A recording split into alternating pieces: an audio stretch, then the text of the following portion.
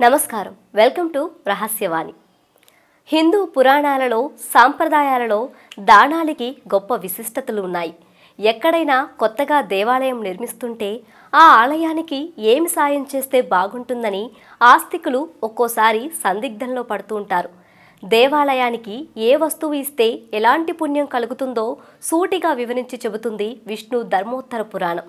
అవేంటో మరి తెలుసుకుందాం. దేవాలయం అనేది ఒక పుణ్య వ్యవస్థ. దాని నిర్వహణలకు అందరూ సహకరిస్తేనే ఆ వ్యవస్థ చక్కగా కొనసాగుతూ ఉంటుంది. దర్శనానికి వెళ్ళిన వారికి శాంతిని ప్రసాదించేదిగాను ఉంటుంది. అందుకే ఎవరికి చేతనైనంతలో వారు దేవాలయాలకు సహాయ సహకారాలను అందిస్తూ అవసరమైన వాటిని దానం చేయాలంటున్నాయి పురాణాలు. ఆలయ గోడలకు సున్నం కొట్టించడం, ఆలయ ప్రాంగణాన్ని చక్కగా ఊడ్చి ముగ్గులు పెట్టి అందంగా తీర్చిదిద్దడం లాంటి శ్రమదానాలకు శ్రీ మహావిష్ణువులోక ప్రాప్తి లాంటి పుణ్యఫలాలను చెప్పాయి పురాణాలు.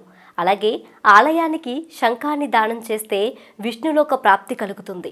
ఆ తరువాత మానవ జన్మ ఎత్తాల్సి వచ్చినా కీర్తిమంతుడే అవుతాడు. గంటను దానం చేస్తే మహా గొప్ప కీర్తిని పొందుతాడు. గజ్జలను మువ్వలను ఇచ్చినవాడు సౌభాగ్యాన్ని పొందుతాడు. చల్లదనం కోసం ఆలయ ప్రాంగణంలో పందిళ్లు నిర్మిస్తే కీర్తి పొందటానికి ధర్మబుద్ధి కలగడానికి కారణమవుతుంది. పైన ఎగిరే పతాకాలను ఇచ్చినవాడు సకల పాపాల నుంచి విముక్తుడై వాయులోకాన్ని పొందుతాడు. ఆ పతాకాలు ఆలయానికి ఎంత శోభను కూర్చుతుంటే అంత యశస్సును దాత పొందుతాడట.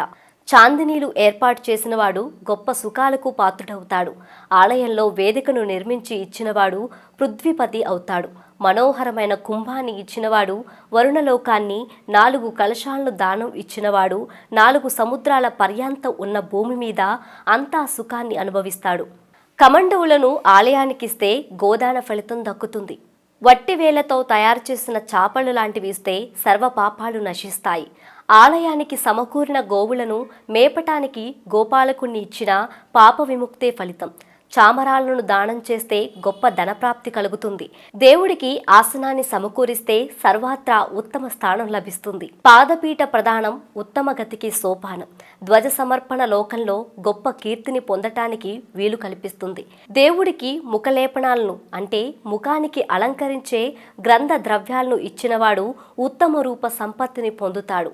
దర్పణం అంటే అద్దం దానం చేసిన మంచి రూపం లభిస్తుంది. దేవుడి పరిచర్యల కోసం చిన్న చిన్న పాత్రలను ఇస్తే సర్వకామ సమృద్ధమైన యజ్ఞం చేసినంత ఫలం దక్కుతుంది. ధాన్యం, సస్యాలు, బీజాలు, బంగారం, వెండి, ఇతర లోహాలు ఇచ్చినవాడు అనంతరం పుణ్య ఫలితాన్ని పొందుతాడు. వెండి మంచి రూపానికి, బంగారం సర్వ కోరికలు సిద్ధించటానికి దానం చేస్తూ ఉంటారు.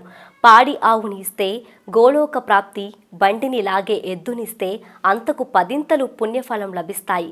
మేకలు, గొర్రెలు, బర్రెలు, దున్నలు, ఒంటెలు, కంచర గాడిదలు లాంటివి ప్రదానం చేస్తే మామూలు ద్రవ్యదాన ఫలం కన్నా 1000 ఫలం లభిస్తుంది.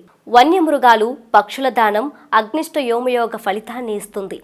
పచ్చని పతకాలతో కూడిన గరుడ ధ్వజాన్ని ఇస్తే ఇంద్రలోక ప్రాప్తి కలుగుతాయి. నీలి పతకాలతో కూడిన తాళాజ్వలం సమర్పిస్తే ఉత్తమ లోకాలు ప్రాప్తిస్తాయి. ఆలయానికి మహాద్వార తోరణాలను ఇచ్చిన వాడికి ఉత్తమ లోకాల వాకిళ్లు తెరిచి సిద్ధంగా ఉంటాయి.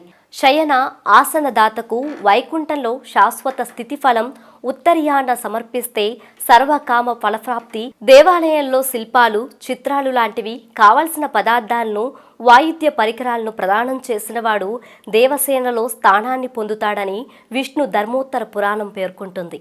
దేవుడిని ఆశ్రయించి ఉండేవాడికి ఏ కొద్దిపాటి ఇచ్చినా దైవానుగ్రహ ప్రాప్తికి కారణమవుతుంది. ఈ వరుసలోనే ధాన్యాలు, సస్యాలు, రసాలు, శాకాలు ఇచ్చిన వారికి పుణ్యంతో పాటు శోకర రహిత స్థితి కలుగుతుంది. వంట పాత్రను ప్రదానం చేసిన పుణ్యఫలమే. పుష్పవృక్ష తోటల ప్రదానం, గ్రామాధిపత్యానికి, జలాశయ నిర్మాణం లాంటివన్నీ భగవత్కృపను పొందటానికి కారణాలవుతాయని విష్ణు ధర్మోత్తర పురాణం పేర్కొంటుంది. దేవాలయం ఒక పవిత్ర స్థానం. భక్తులు అక్కడ మనశ్శాంతిని పొందేందుకు వీలుంటుంది. అంతటి ఉత్తమ వ్యవస్థకు ఎవరికి చేతనైనంతలో వారు సహకరిస్తే ఆ పవిత్ర ఉత్తమ వ్యవస్థ చిరకాలం నిలిచి ఉంటుందన్న లక్ష్యంతోనే ఈ దేవాలయాలను దాన విశేషాలు పురాణాలు పేర్కొంటున్నాయన్నది అంతరార్థం. అంతుచిక్కని రహస్యాలు, మరెన్నో మనకి తెలియని పురాతన కట్టడాలు, వాటి వెనక దాగిన నిజాలు, పూర్వీకుల ఆచారాలు, మరెన్నో మూఢ విశ్వాసాలు, ఇలా కాలగర్భంలో కలిసిపోతున్న రహస్యాల కొరకు సబ్స్క్రైబ్ చేయండి రహస్యవాణి ఛానల్.